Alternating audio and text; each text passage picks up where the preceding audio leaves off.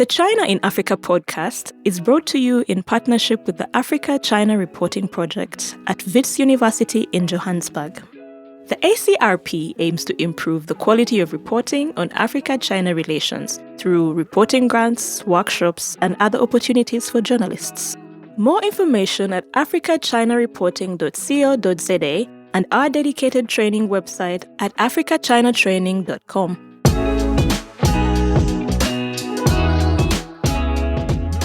Happy New Year, everyone, and welcome to the 12th season of our humble little podcast, the China and Africa podcast. I'm Eric Olander, and as always, I'm joined by Cobus van Staden, the senior China-Africa researcher at the South African Institute of International Affairs in Johannesburg, South Africa.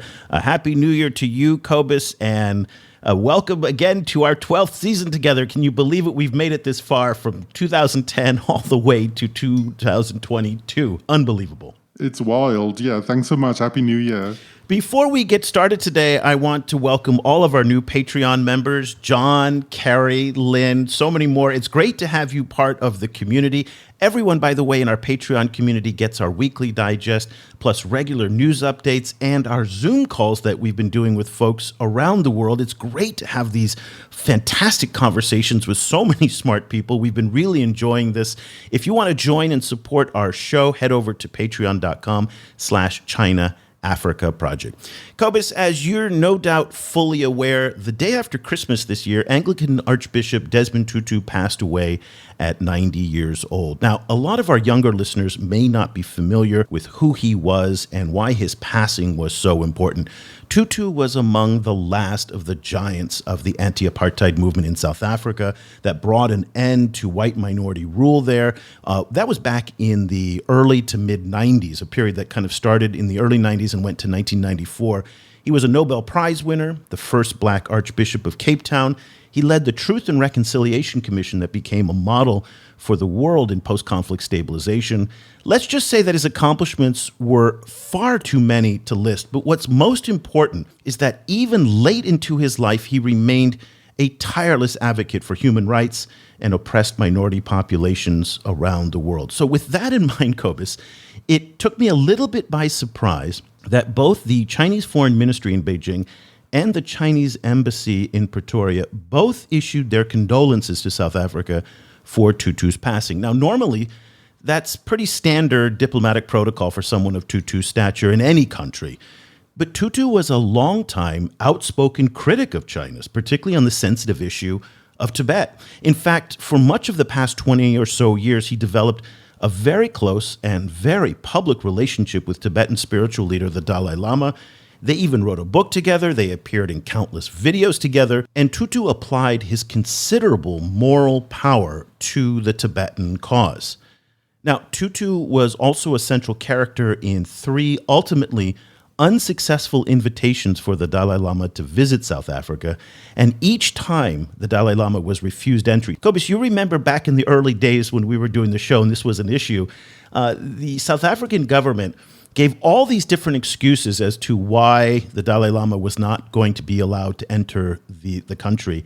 And South African immigration authorities, they used one great excuse, which I thought was just fantastic. They said they lost his paperwork, and by the time they found it, well, the visa had expired. So in the history of diplomacy, I have no doubt that that's going to go down as one of the best excuses not to give somebody a visa. But Cobus, Tutu was among really the last of his generation of freedom fighters and the last African human rights activist who was willing to use a truly global platform to challenge major powers in the world, even China. So tell us a little bit more about why his passing was significant and what the mood was in South Africa, and reflect a little bit also on this China angle. Well, you know, he was just a person of just towering moral stature. And as you mentioned, he was a frequent critic of the Chinese government. He was also a very frequent critic of the South African government and of the ruling party.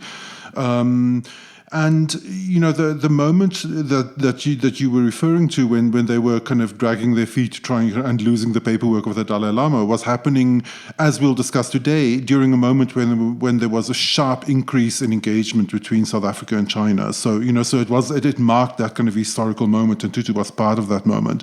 I met him once. I interviewed him when I was a very junior journalist in the late 90s.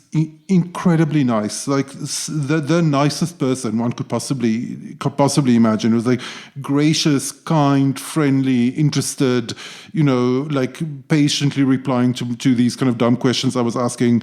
Yeah, he was just a monumental person. He was an incredibly nice person, and really, it's a really, really massive loss for South Africa and for the world. Well, thinking about Desmond Tutu and his passing, as well as China-South Africa relations, it brought me back to a conversation you and I were having a few weeks ago when we were talking to the journalist from Bloomberg about the DR Congo. And I mentioned that I felt that the DRC was the most consequential relationship that China has in Africa today.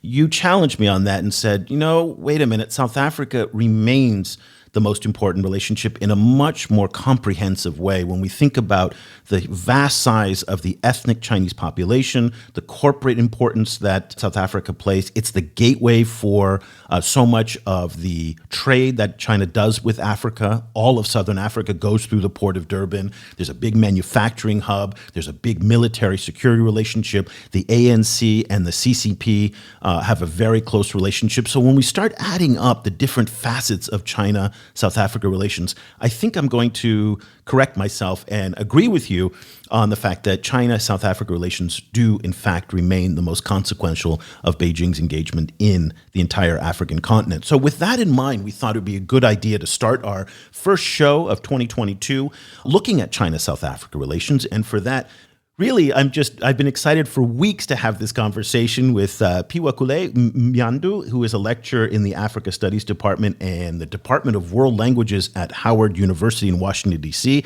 He also specializes in South Africa-China relations, and he's the author of a new book on the topic that just came out last year, South Africa-China Relations Between Aspiration and Reality in a New Global Order. Phiwo, Happy New Year, and thank you for joining us this morning from a very snowy Washington, D.C. That's correct. Happy New Year to you, Eric and Cobus. Sanibona, that's Zulu for hello. And it's good to be here on this great show, whose work I admire very much. Well, we're so humbled that you have been following our show for so many years. Thank you. It's exciting to finally have you on the program. I've been following you for many years on Twitter and really enjoy all of your insights on this. I also enjoyed your book a lot, so I recommend everybody to go out and to check out the book. I'll put links to it in the show notes later.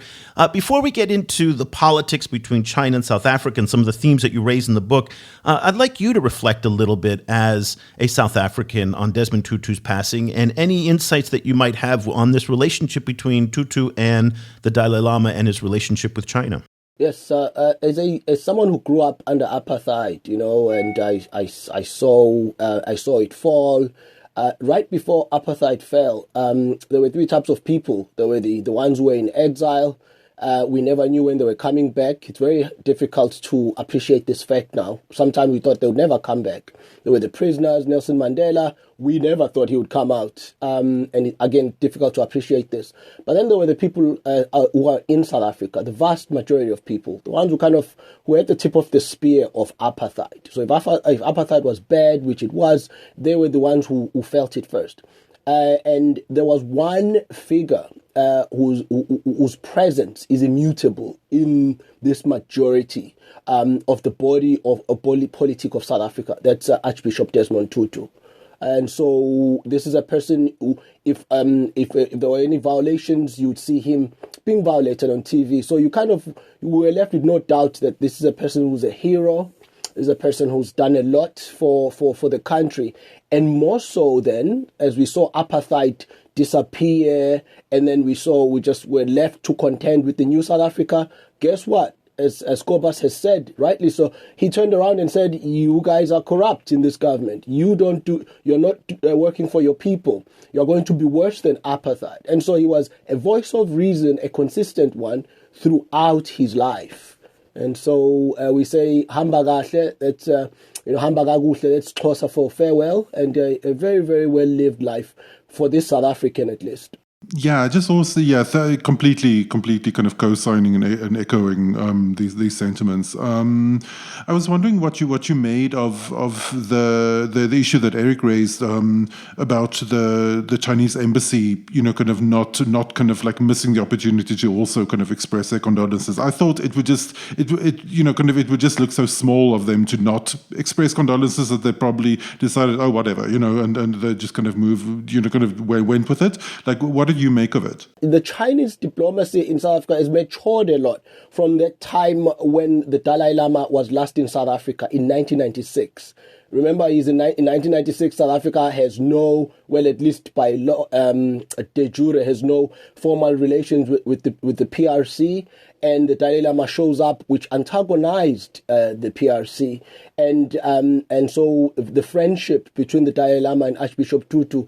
It was during those times that, and it was at the urging of Archbishop Tutu for the Dalai Lama to show up. So since then, kind of the subsequent episodes of kind of the Dalai Lama not being able to come to South Africa, and kind of this kind of China was always tended to be seen as smarting from all these episodes, and the South African government, always inept at these things, explaining itself, it was always found wanting. And so the Chinese were kind of clumsy in how they, in the statements, they were kind of reminiscent of these 1996, 97 kind of brinkmanship times when the PRC was really looking to have South Africa turn. So I thought this was quite a mature response from the Chinese. It shows a maturing of the diplomacy, I think. So in 1996, that was before formal ties between South Africa and China.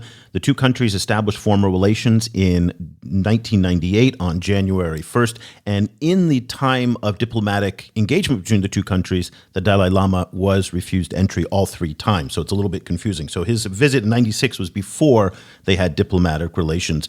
You write the book, South Africa-China Relations Between Aspiration and Reality in a New Global Order. We talked about at the beginning of the show how both now Cobus and I believe this is the most consequential relationship for China in Africa today. It's been that way for quite some time. It does not show any signs of fading. Why don't you tell us a little bit about some of the key themes in your book and about why this relationship, in your view, as you outlined in the book, is so important? The book is, thank you for the question. The book is divided into two parts because I wanted to be comprehensive and go from the beginning of kind of when Chinese peoples and African peoples in Southern Africa kind of met. So it's kind of the boring part. The first part is kind of historical, but in this part, I basically the relations between South Africa and China have been they started first being allusive, where there were just allusions in Chinese stories, Chinese history, and we don't have any, of course, African historical account for obvious reasons of not being any written record among the African folks during these times. And this graduated, so to speak, in the 20th century to this attenuated contact where contact between the Africans in South Africa and the Chinese people are going to be attenuated by one, colonialism, two, apartheid, and three, the fight against apartheid, or generally the fight for independence in Africa. And these are going to always exert certain pressures on these relations. And then later on, another attenuation then is going to be, South Africa is what I call the developmental imperative. South Africa wanting to, have economic growth so that it can, get rid of inequality, which is the highest in the world, Gini coefficient of 63, and, unemployment of 34, amongst the youth, 60%. So these imperatives then, I argue, they attenuate quite significantly the relationship that China, the state, has with the state of South Africa. You make the point in the book, and that I found very interesting, that South Africa, to a certain extent, defined itself as a developmental state, and now, of course, in South Africa, the fact that after more than 2 decades of rule, there hasn't been significant development is now also this kind of big referendum against the current government. And of course, China is one of the OG developmental states, kind of one of the developmental states that all of the other states kind of look to for development. So I was wondering, kind of like what you make of the contrast between these two development trajectories, even as the two countries themselves were, kind of grew closer and closer. And what are some why has South African development stalled? South African development has stalled because, largely, I would say, because of state incompetence. The South African state, because one of the father of kind of the developmental state, Chalmers Johnson, had mentioned 4 things that you must have for you to have a developmental state. And one of them was a talented bureaucracy. And another one was bureaucratic latitude. Another one was then having pilot programs. And so the first one, a talented bureaucracy, for the talented bureaucracy to be effective in effecting your developmental policies, there must be meritocracy. And in South Africa, because of what South Africans know as deployed policy, where the ruling party basically chooses amongst a category of its cadres who's going to basically man the government offices. Some of them are very critical and consequential government offices. And so you find that there's a lag then in competence because political allegiance comes before merit. And I identify this then as the biggest Achilles heel in South Africa's quest to a developmental state, rhetoric notwithstanding. So you hear a lot, as Cobus, you have actually talked earlier when you were asking the question, that a lot of talk from the South Africans, developmental state, the National Developmental Plan. I think it mentions developmental 25 times. But you hardly find any concrete, measurable plan along with this developmentalism. So I identify this then as what I call narrative dissonance, that the South African state talks about developmental state that it would like. It even points to China, among others, but it is quite far from achieving it. It does point to China in many ways, and there seems to be some desire in South Africa to model their political system in part on the way that China has established its own political system by having the party above the state. So in China, the Communist Party is supreme, in fact, above the state. Now, that's something that I think for a lot of people in Europe or the United States, the government supersedes the party, but not in China. And in many ways, there's been a desire from the ANC to have permanent rule and to make the ANC above the state. They haven't been able to do that, but that's their objective in many ways, that they look at the Chinese as a developmental model. And in fact, the Communist Party has set up a training academy in South Africa, if I understand correctly. There's a lot of exchanges between the ANC and the CCP. There's a lot of engagement there. Talk to us a little bit about the party-to-party relationship outside of the state-to-state ties. Indeed. Indeed, some of the most, I would say, decisive diplomacy, decisive in the sense that, high senior leaders of the ruling party, and by consequence, mostly ruling government in South Africa, have actually tended to go to China, and they say they are going to have lessons, right? And what basically means, for your listeners, this means that they go there under the aegis of ANC, CPC relations, and the CPC's international office will host them, and there will be lessons and speeches, and the South Africans usually come back from this quite impressed. They usually come back quite impressed, and rightly so, because there's a high level of competence. I think it's beyond doubt here in the Chinese state and in the CPC itself. So in other words, meritocracy, we cannot question the level of meritocracy that takes place there. But the same doesn't occur across the ocean in South Africa. So when they come back, replete with all sorts of models from the PRC, implementation immediately becomes a problem. And one of the major stumbling blocks in this implementation is factionalism, for example, within the ANC itself. So if right now we have they call it the New Dawn faction, which has taken over after the radical economic transformation faction of Jacob Zuma. So whenever, like in typical African politics, unfortunately, you find that when the new administration, in this case in the ANC, comes, it will always see something the past administration did with a very dim view.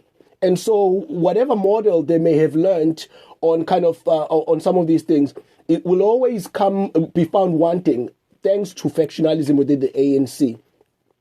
And that's one of the biggest stumbling blocks. And another one I would say is actually South Africa is not China in its politics. South Africa is a multi-democratic country. The ANC has been losing 5% vote in the last 4 elections. So the ANC, it used to win by 70% in 2004. In the last elections, it won by it crossed the 60% floor. It won by 58%. And if the local government elections are any indication, it is bound to actually lose power by some estimates in 2024. So then any diplomacy between South Africa and China that is premised on the relationship between either the PRC or the CPC and the ANC is bound to kind of be dashed on the rocks of reality. The reality is South Africa's multi-party democracy. So you're saying, if I understand, that because South Africa is a multi-party democracy and a rather vibrant one at that, the ANC's desire to model themselves on the CPC model is misguided. It is precisely, and in fact, to their credit, when I speak to the Chinese scholars, Chinese students, and I say, I test them, as a researcher, I ask provocative questions. I say, well, you have a great model here in China. We would like to learn from it. And the first thing they say, consistently, they say, no. Do not model as your country's whatever economic plan you have after us. You need to your country's plan needs to cohere to local characteristics and local conditions. Of course, we know that China has a long history of doing this, back in the Soviet Stalin Mao times, of basically, translating developmental models to itself. And South Africa, I doubt that South Africa has shown any willingness to do this. Yeah, but South Africa's multi-party democracy is something to contend with. So you make the point, a very interesting point for me, that during the 2000s, and as we during the 2000s, we saw a very strong kind of pivot from the Mbeki era to the Jacob Zuma era in South Africa, which was also a pivot towards China and a pivot towards kind of the BRICS countries. So you lay out some of the pull factors that pull South Africa in that direction, but you also lay out a lot of the push factors which pushed South Africa out of a kind of a Washington consensus position that it was in the late 90s after democratization. What were some of the issues between that? What were some of the factors that kind of cooled down the relationship between South Africa and its traditional Western partners? I think one of them, one is going to be just continental narrative, and also politics within South Africa itself. Because the way, and I'll start with the politics within South Africa itself. The way South African politics often works, and if we discuss South African politics, I'm sorry to say this, but in the 2000s, when you were talking about South African politics, you were basically talking about ANC politics, at least in a consequential manner, in a manner that affects state affairs. So, and so the politics at that time, they were kind of Afrocentric.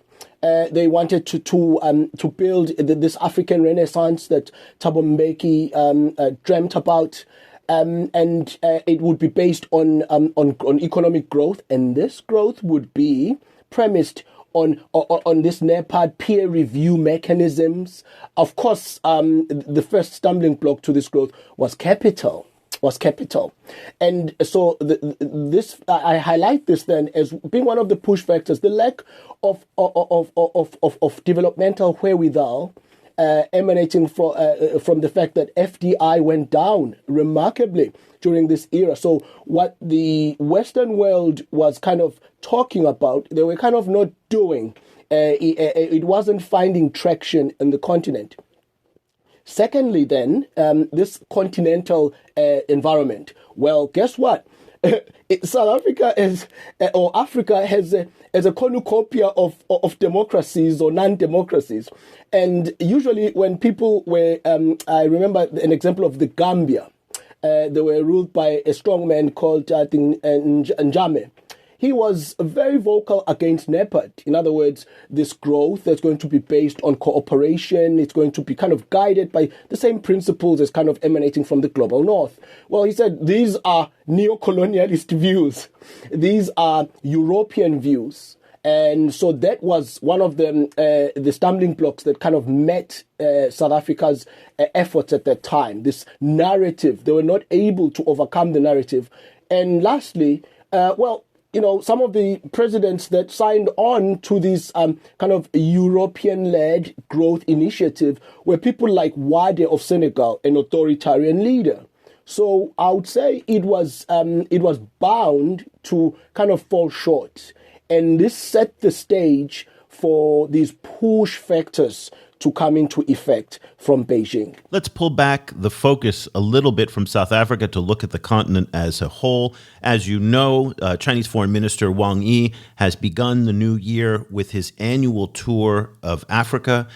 This is for 32 years now. The Chinese foreign minister always begins the first overseas trip of the year in Africa. This year, he's going to Eritrea, to Kenya, and also to the Comoros Islands in the Indian Ocean. I know this is an issue that you have been following, especially over the past, say, 6 to 12 months, where we've seen a lot of Chinese diplomatic activity and high-level visits to Africa, even amid the pandemic. So Wang Yi went 3 times last year to Africa, including his first overseas trip back in January. Yang Jiechi went twice. There, of course, was the Phiowkuhle summit that was in Senegal. Lots of activity. Europe and the United States have been far more reluctant to travel. In fact, U.S. Secretary of State Antony Blinken made his first trip as Secretary of State just in November, right before Phiowkuhle. What is the mood or the assessment that from Washington, where you're sitting, about Wang Yi's tour, or are people really just not paying that much attention to it, as seems to be the case in much of Africa? Today we wrote about in the newsletter how the Chinese press is not covering his tour, and neither really is the African press in Eritrea and just a little bit in Kenya. What's the view from Washington where you're sitting? The view from Washington is exactly like that you've outlined. The people were following of what Secretary Blinken was saying. We were seeing him on TV in November when he was going around Kenya, and we had sometimes would hear about 1 minute to 2 minutes captions of the video and audio from his meetings with various presidents, like when he went to Kenya and so on and so forth. And that was the end of it as far as the coverage of visitors into Africa. So there was no coverage of these Chinese visits. But I think it follows the same kind of this American insularity that exists in the Beltway. To your viewers, Beltway is this area of Washington, D.C. and surrounding places, Maryland and Virginia. So it's quite an insular place. So it's hardly ever interested in the machinations, if you will, of Chinese diplomats, unless they kind of unless Washington is kind of talking about it. Unless Washington is talking about it. If it's not, then usually Americans are not interested. You teach at Howard University, a historically African-American university, and I was wondering how that kind of perspective on Africa-China relations looks from the African-American perspective in your experience in speaking with your students. My students, 95% of my students are going to be African-American students who are raised in all parts of America, quite a diverse grouping of African-Americans, quite representative then of the, varying views, ranging from liberal, sometimes to quite conservative. So it's quite a joy to get into the minds of kind of the African-American community in America through its sons and daughters who come to Howard, and they come to Howard wanting what generally speaking, they really want to connect with what we call the African diaspora, the world of African people of African descent wherever they are found, and also to then do something that has to do with the world. In other words, to know more about the world, to kind of go over the typical kind of American reticence towards, the world, generally speaking. And so what they do then immediately, they latch on to this idea of that Africa is weak because it's not united. And so Africa needs to be united, and usually kind of some form of African unity is the only way really for Africa to do a lot of things. And many people have come over the years to divide Africa. So they'll usually talk about Europeans and so on and so forth. And then they'll end with, and now China. So there's a lot of demystifying that I have to do to kind of qualify the China-Africa relations, and without devaluing the students' perspective, because these perspectives matter. So they usually follow the general kind of view until they learn more. But there's a very different perspective that African Americans bring to the conversation than, say, the political discourse in Washington that just suspects China anywhere in the world. Talk to us a little bit about the historical perspectives that many of your students are bringing to their relationship with Africa. And they feel in many respects, as you were pointing out, that China is just the latest colonial power coming to divide Africa, when what they want, of course, is a united Pan-African movement. But as you've talked about, that's actually not quite the way it is. Can you expand on that a little bit? Yeah, I respect history, and especially with this particular topic. And so they're always interested to find out that, China has long-standing relations, not just with Africans, but with their people, the African American people, such as Paul Robeson, the great scholar and humanitarianist, who ended up in China, who could sing the Chinese national anthem, and I show them videos on YouTube, of him singing the March of the Volunteer, and then of course the great scholar W.E.B. Du Bois, the first African American to get a PhD at Harvard, a great scholar who is going to be dejected in America, kind of in McCarthy America. And he's going to have his passport rejected. The Chinese will give him the passport to travel. He's going to end up in Ghana, where many of my students like going to trace their roots and other primordial reasons.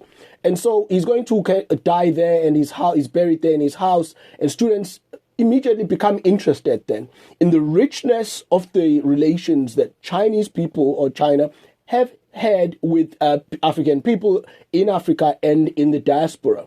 However, then, I'm always quick then to qualify that present-day Africa is not a monolith.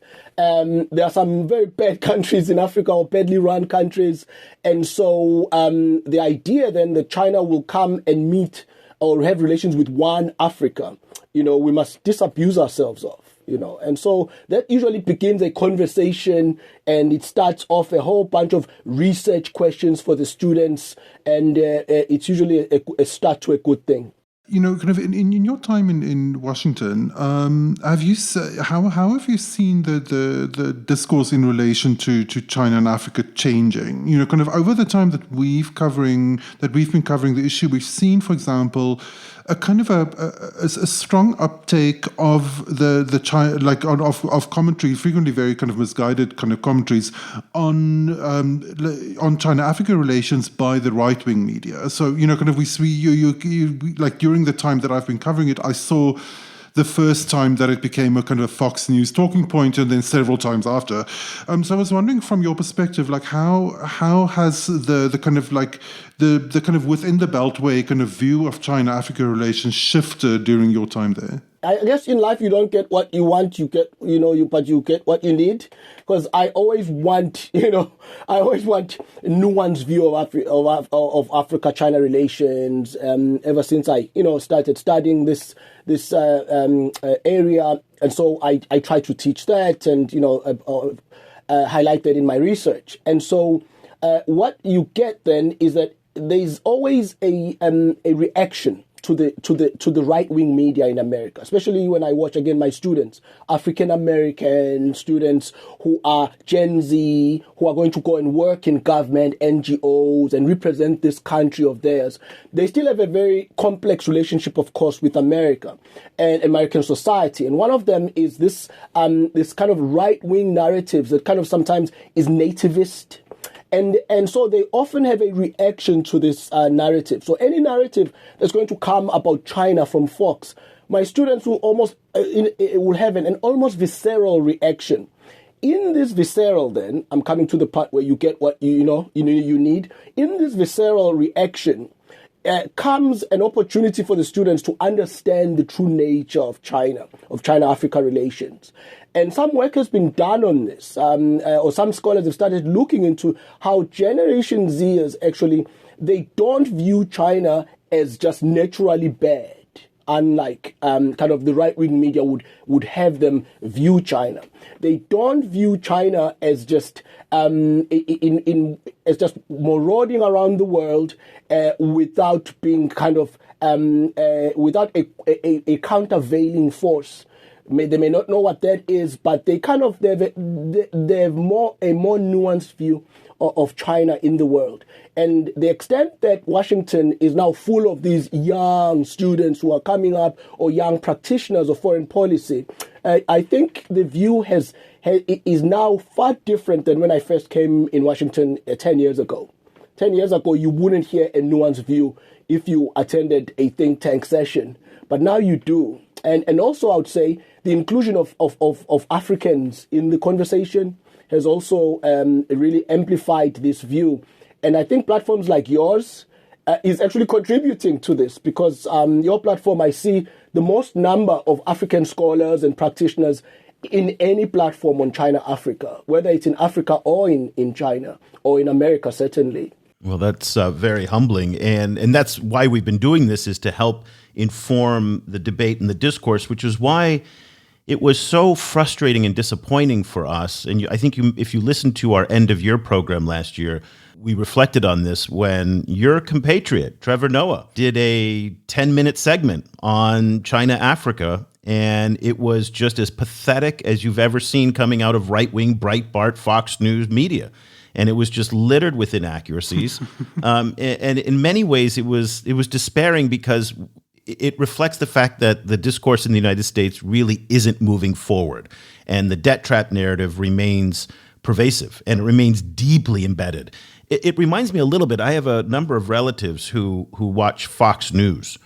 And when you have these conversations with them, it's just like you're in a completely parallel universe. And it's the same when I have conversations with people in China too, where their media bubble is entirely ensconced within, behind the firewall, and there's alternative facts on all sides. And this debt trap narrative in Washington, and the way that they frame the Africa-China relationship, and it's the same with the Equatorial Guinea and the military base, that bogus report that was on the Wall Street Journal. I say bogus only because there's no evidence that's been put forward on this. It's just part of the Washington narrative. So I'm a little bit surprised that you're seeing progress in the discourse in Washington, when from afar we are not seeing that nuance emerge. So I guess I'm taking some hope from you, but I'd like to get your take on the popular discourse, like from Trevor Noah, what you saw, and then where do your students end up? You start with them probably thinking that China's the colonial power, China is seizing assets, China's building military bases, is importing workers, all of the usual stereotypes that have been disproven by academics and scholars and the community you speak of, but doesn't make it into the more mainstream debate. Where do they end up at the end of your course? Yeah, I think where they end up is the same with kind of the other kind of younger Gen Z practitioners who may have a nuanced view about China, but the way they end up actually, unfortunately, without being over-optimistic here, is actually they do end up, as you've said, kind of paying abeyance to this, to what still is a dominant narrative of China. Because they do want to work, they do want to go into a certain government agency and work, and they quickly find out then that there is you are a junior. There is the prevailing narrative is that China is involved in trapping African countries with debt, And nowhere in this conversation is, well, what are African countries doing with their agency? No one is making African countries. So without wanting to do bad for China, you kind of, you are caught, the thinking students are caught in a dilemma. And so they kind of melt into the mainstream then, to the mainstream of this, narrative. And, China is kind of is involved in nefarious activities in Africa, regardless of this idea that Africans want to be taken seriously for their own actions. But there is room for optimism, I would say, too, emanating from an analysis of just the comments on Trevor Noah's video. If you go into the comment section, you'll find that there is vociferous pushback on what Trevor Noah said. People are saying, I'm disappointed in you, Trevor. I thought you were smart, Trevor. I thought you knew about foreign relations, Trevor. So I'm sure Trevor Noah regretted doing that episode. Do you think Trevor Noah reads the comments on his YouTube videos? You never know late at night.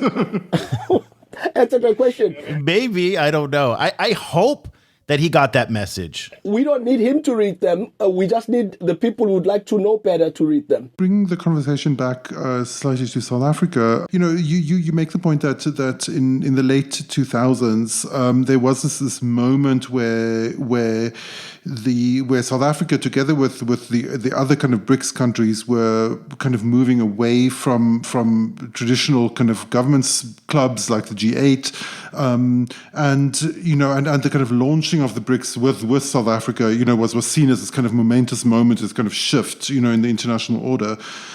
Where do you see the BRICS grouping now, and where do you see it in like 10 years? Is there still some kind of juice left in that particular group? Oh, that's a great question, Cobus. A very difficult question. Because maybe I'll be straightforward. The heydays and the great merriment of BRICS was indeed during the Jacob Zuma presidency. You remember some of the push factors again, after the 2007, all the way to 2009, financial downturn, Great Recession, whatever we call it. The Chinese demand for South African exports actually rescued the South African economy. And this was a turning point. I identified this in my book, for South Africa to turn away from the kind of Mbeki was kind of measured, because he always harbored dreams of African grandeur and renaissance and big things about Africa, African solutions. But he lacked capital. And so he was kind of reticent to many Beijing-centric initiatives, including BRICS itself. And FOCAC to some extent, if you judge by which high-level or low-level ministers South Africa sent. But with Jacob Zuma decidedly turning towards BRICS, you saw this kind of a crescendo of activity. But I would say I identify the changing of the guards in Brazil with Temer. Funny enough, we're talking about South Africa, but these things have cause and effect. During the Obama administration, Temer takes over from Dilma Rousseff. And I won't lie, that was the last I saw a robust BRICS engagement on these solid, what I call meaty issues, like BRICS Bank, let it begin now, infrastructure funds, let them begin now. And that's what they were talking at the time.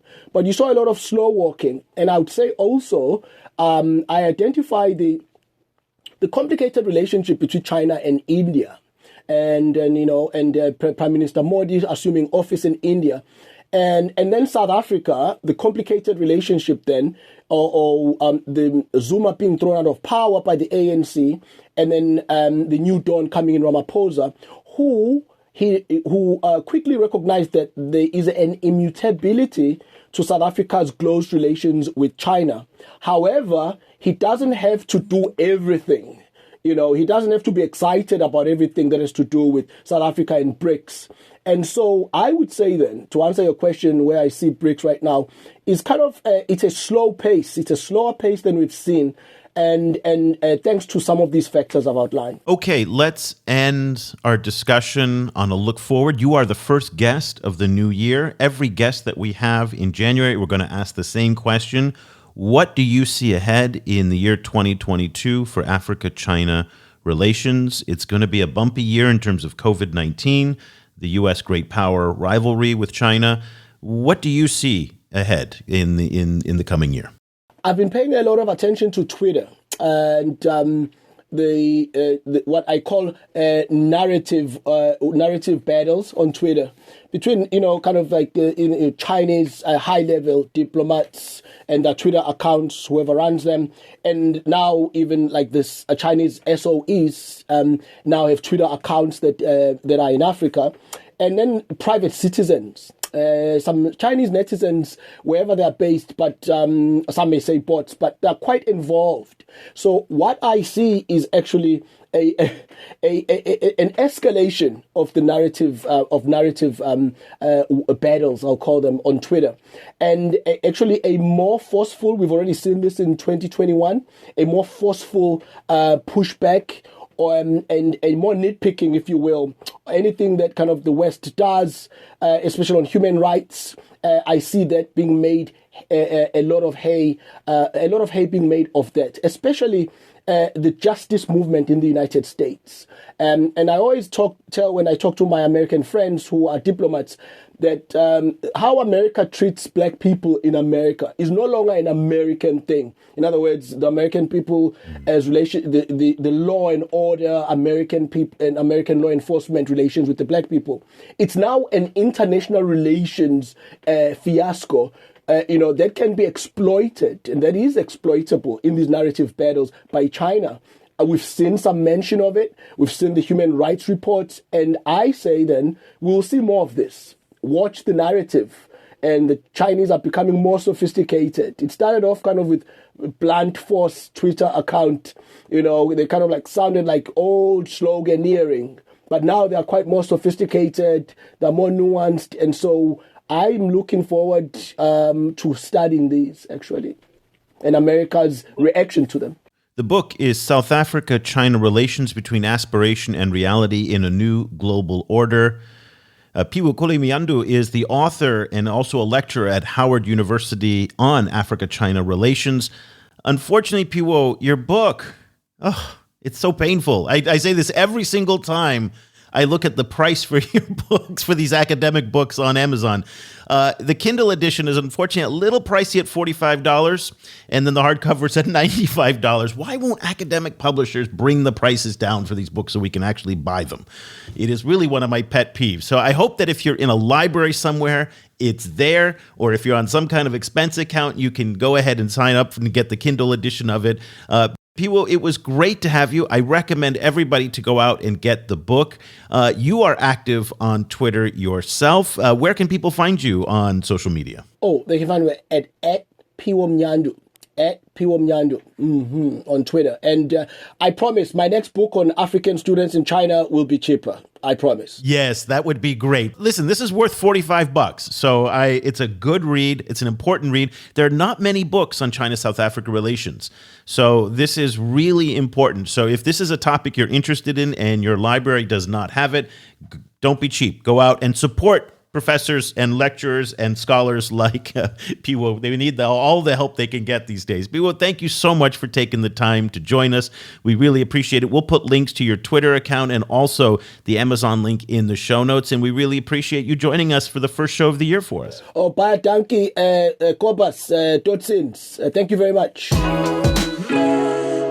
Cobus, I'm so glad that we started the new year with Phiwo to look at China-South Africa relations. And it's funny because he downplayed the beginning of his book, which I think is actually more interesting for me than the second half of the book. And the first half, as he talked about, is about this historical relationship. And I think too many people look at the China-Africa relationship today as a modern phenomena when we actually, and as he explained in detail in the book, and other scholars like Yoon Jun Park, who is another one of the amazing China-South Africa scholars out there, have detailed quite a bit in their own books, is that the China-Africa relationship in South Africa dates back centuries, at least 300 years. And I think that adds a layer of complexity that is different elsewhere in Africa. So in South Africa, there is a very large ethnic Chinese population, whereas in most of the rest of Africa, the Chinese population tends to be new immigrants that have come. So they're Chinese. And that is different than the Chinese South Africans who have been there for centuries and who have ancestors who date back centuries as well.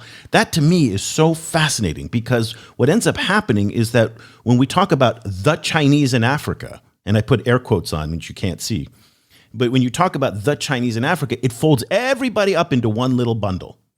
And that is simply not the case. And what we've heard from other researchers over the years is that as much as half the population of ethnic Chinese in the entire African continent are, in fact, not Chinese immigrants, but native-born Africans. So that's a part of this relationship that I think really goes overlooked when people talk about the complexity of the China-Africa relationship. Yes, and and so this is one of the reasons why South Africa-China relationship is so important, because it shows the full complexity of the relationship between the continent and China. Including kind of, as you say, this ethnically Chinese population in South Africa who, because of South Africa's crazy history with and an extremely kind of racist history, gets caught up in all of these kind of ways that race governs life in South Africa in very, very complicated ways. So, for example, the scholar Mingwei Wang, who we've interviewed a few times, and who published a chapter in a book that I co-edited that came out 2 years ago about anxiety in Johannesburg, and she writes a lot about that kind of racial anxiety between Chinese employers and African employees, for example, in South African cities.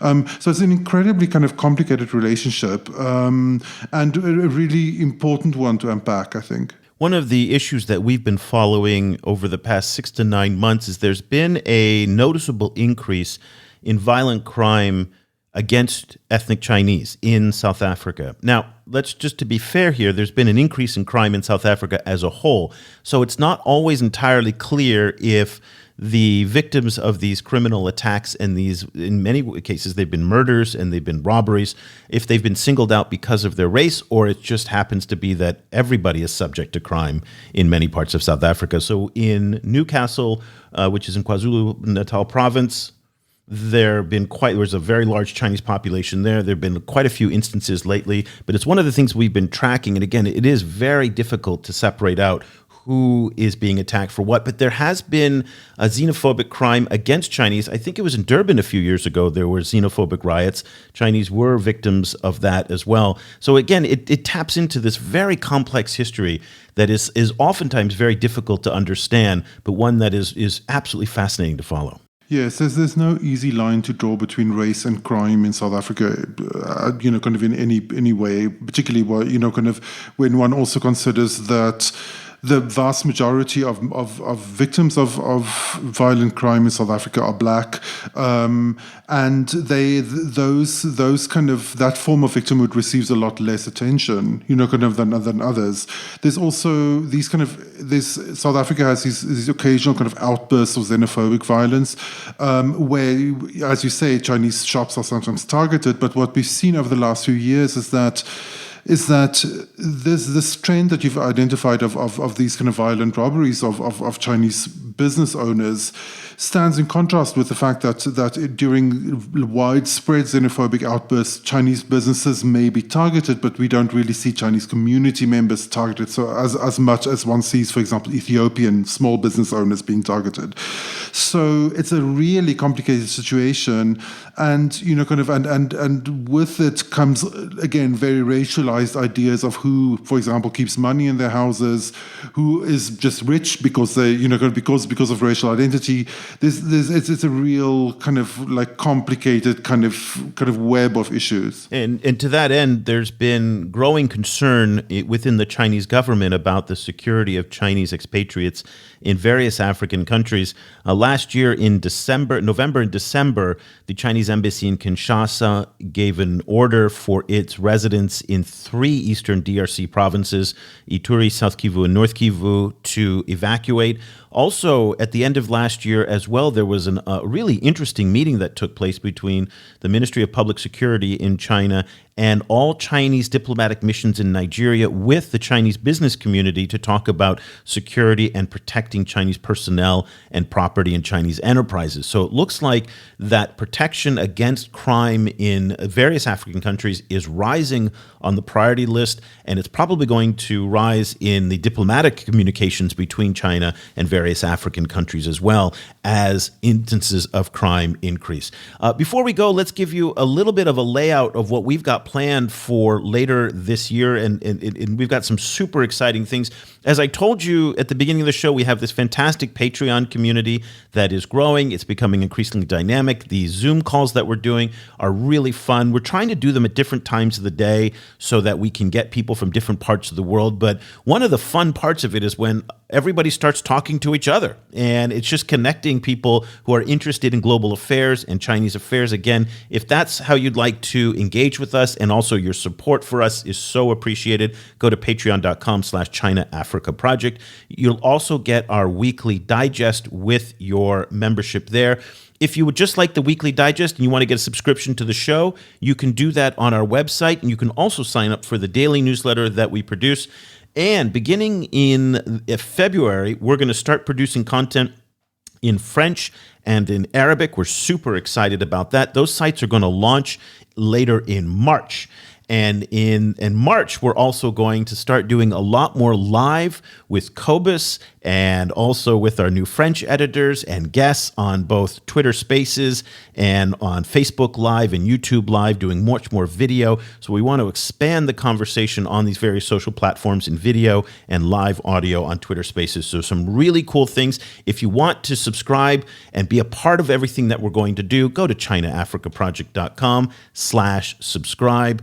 It's a great community that's being built. So we have two ways for you to be a part of what we're doing over on Patreon and over on our website. If you have any questions whatsoever, feel free to reach out to Cobus or I via email, eric@ChinaAfricaProject.com or Cobus@ChinaAfricaProject.com. So that'll do it for this edition. We're going to be back very soon.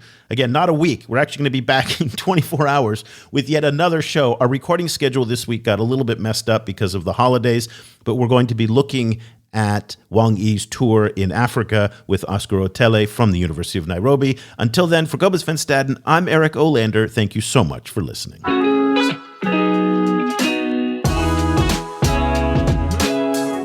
The discussion continues online. Head over to facebook.com/China Africa Project to share your thoughts on today's show. For more information about the China Africa Project, go to ChinaAfricaProject.com.